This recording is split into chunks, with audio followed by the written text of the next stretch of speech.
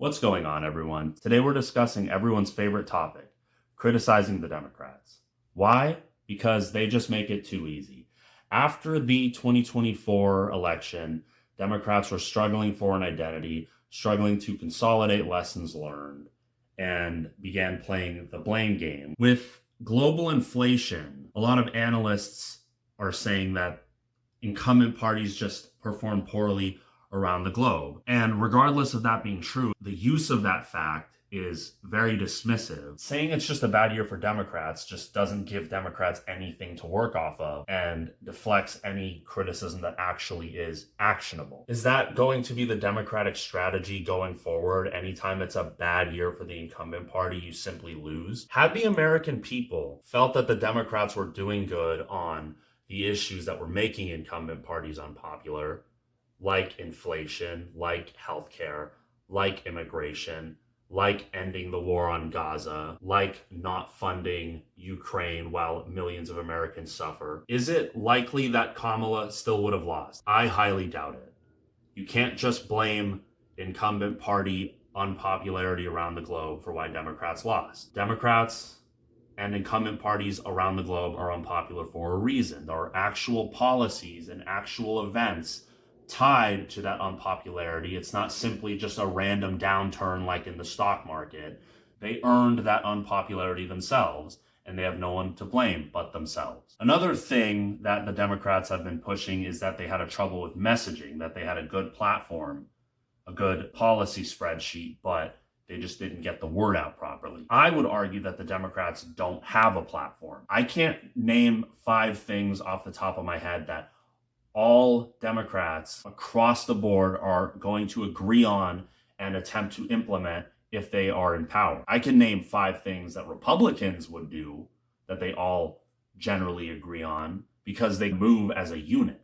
But Democrats, you have this faction that thinks one thing, this faction that thinks another thing, this faction that's trying to be progressive, this faction that's trying to give concessions to Republicans. They're all over the place. There's not really a unified platform. There are policies you can propose, but voters can see the cognitive dissonance of saying one thing and doing another. And Democrats just don't have the same media arm as Republicans do to get away with that sort of thing. Democrats have to consolidate messaging.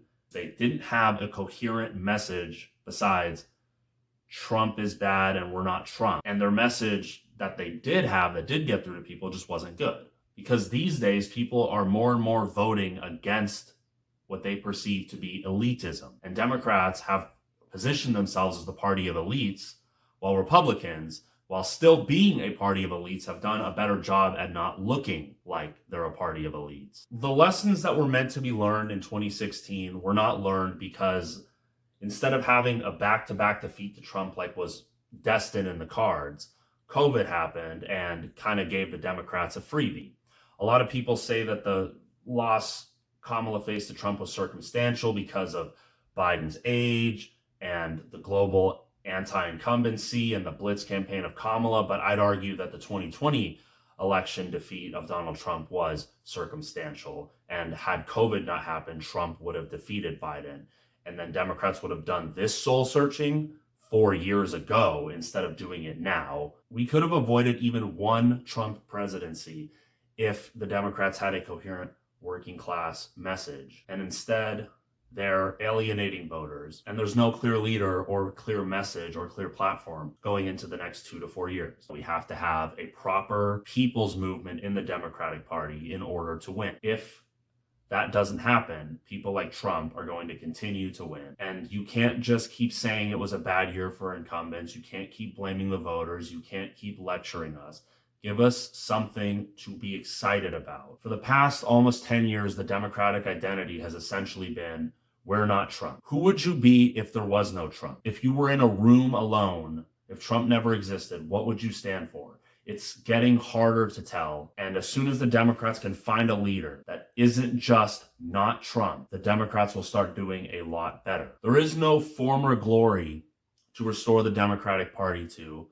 The future has to look completely different. And the sooner Dems can accept that and start working on it, the sooner they'll actually be a legitimate threat to the Republican Party and not have to win off of a global pandemic that just upshifts everything. I'm getting sick of Democrats losing and then telling us why we're too stupid to parse through the data as to why they lost and why the loss wasn't actually that bad and Trump only won by a narrow margin. We're over here expecting a blowout.